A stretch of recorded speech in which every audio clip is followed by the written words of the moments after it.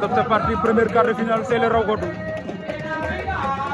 ndeysaan diggante Mbine Diap bu Caajaay lay doon ak Ousseynou bu Njëm waaw Ousseynou wala Assane kum ci doon baax na en tout cas ñoom ñaar kenn la ci su ma jumul Ousseynou la Ousseynou Mbine Diap Caajaay première quart de finale raw godu fi ci mbéru ngi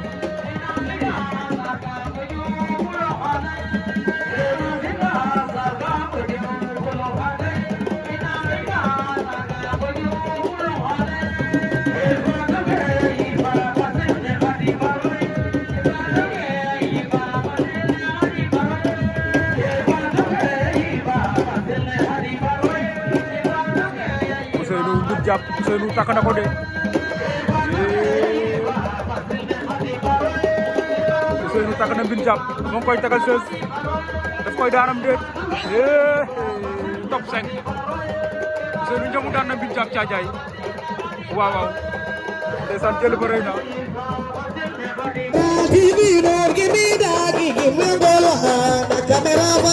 General TV, don't give me